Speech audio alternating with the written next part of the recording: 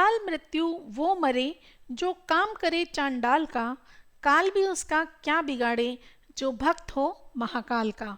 हर हर महादेव। साथियों, सावन महात्म्य के अध्याय 9 में हम जानेंगे आज शुक्रवार का व्रत और जीवंतिका के व्रत की क्या महिमा है, क्या विधान है, किस किसने इस व्रत को किया और इसका क्या फल मिला। ईश्वर ने कहा, हे संत कुमार, अब शुक्रवार की कथा कहूंगा जिसे प्राणी श्रद्धा से सुनकर समस्त विपत्ति से छूट जाते हैं। पांडव वंश में उत्पन्न एक सुशील नाम का राजा था। उसने बहुत प्रयत्न किए लेकिन उसे पुत्र रत्न की प्राप्ति नहीं हुई। उसकी सुकेशी नाम की पत्नी सभी गुणों से युक्त थी। जब पुत्र प्राप्त नहीं हुआ तो वह स्त्री चिंताग्रस्त हुई। उस स्त्री के स्वभाव के कारण प्रत्येक महीने में कपड़े के टुकड़ों को अपने उदर से बांधकर पेट की वृद्धि करती थी। इस तरह साहस के कारण स्वप्रसूति के अनुसार सुकेशी गर्भिणी को खोजती रही। प्रारंभ से पुरोहित की पत्नी को उसने देखा। उस समय वह गर्भिणी थी। कपटी रानी ने प्रसव समय में दाई को कार्य करने वाली अन्य किसी स्त्री को इस काम के लिए नियुक्त किया।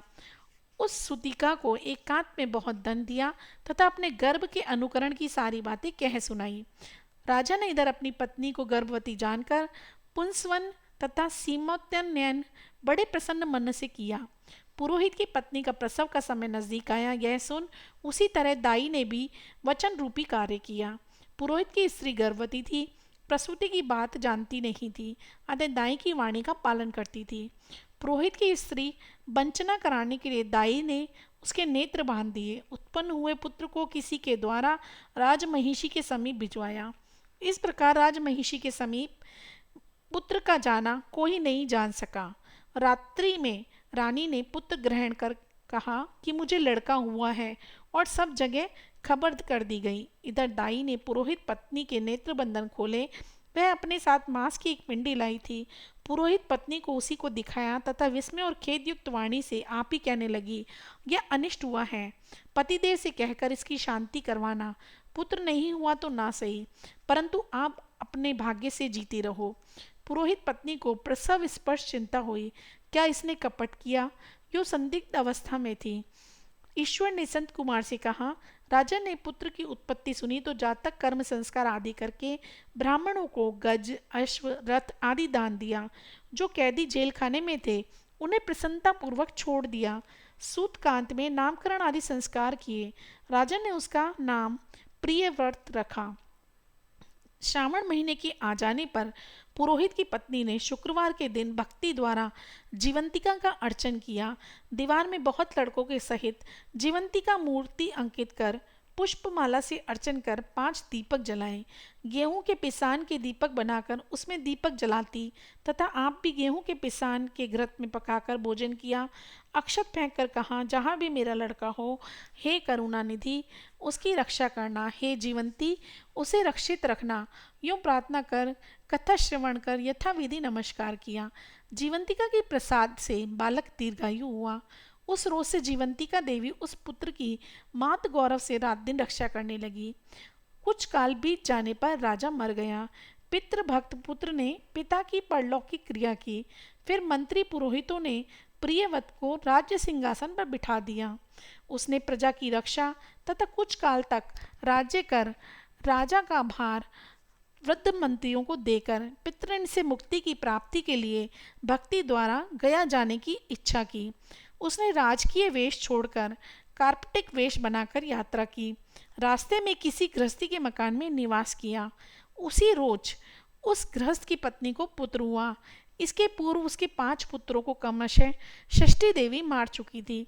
पर इस लड़के के हो जाने पर 5वें रोज राजा वहां गया था।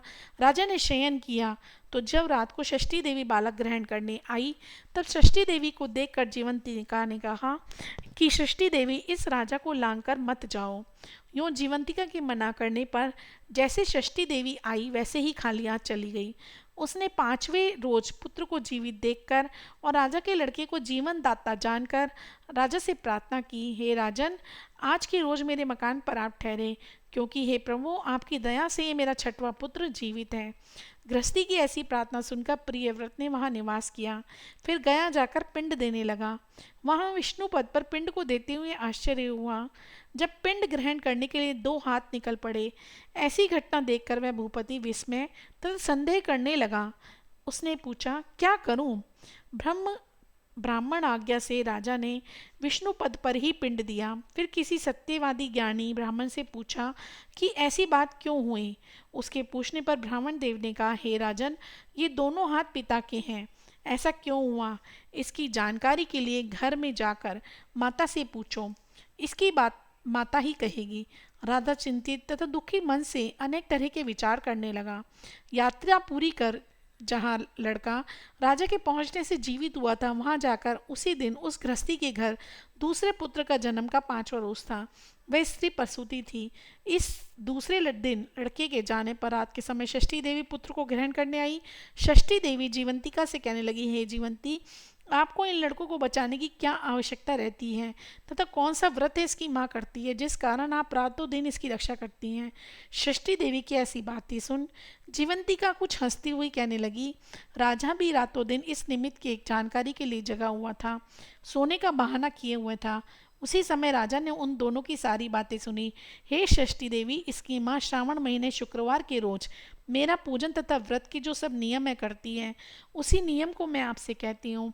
इसकी माँ हरे रंग का कपड़ा, चोली तथा चूड़ी नहीं ग्रहण करती, चावल के धोवन के जल को कभी नहीं लांघती, हरे पल्लव के मंडप के नीचे नहीं जाती, हरे रंग का साग नहीं खाती। यही सब मेरी प्रसन्नता के लिए करती है। इसी कारण इसकी मैं निरंतर रक्षा करती हूँ तथा इस लड़के की भी रक्षा करती हूँ। यह सब राजा जानकर सुबह अपने नगर में गया। राजा ने माता से पूछा, हे माता, क्या आपने कभी जीवंती का व्रत किया है? तो उसकी क्या विधि है? राजा के पूछने पर माँ ने कहा, जीवंती का व्रत मैं नहीं जानती। राजा ने गया यात्रा के फल प्राप्तार्थ ब्राह्मणों तथा सुहागिनों को भोजन कराने की अभिलाषा प्रकट की।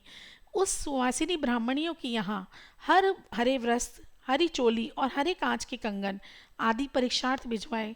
दूत ने वहां आकर कहा कि आप सब राजा के घर में भोजनार्थ आए। पुरोहित की पत्नी राजदूत से कहने लगी, मैं हरे रंग की कोई चीज नहीं लेती।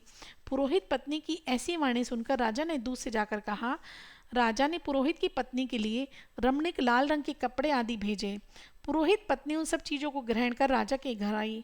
उसने पूरब वाले दरवाजे पर चावल का धोवन, जल तथा हरे वर्ण का मंडप देखकर वह स्त्री अन्य दरवाजे से गई।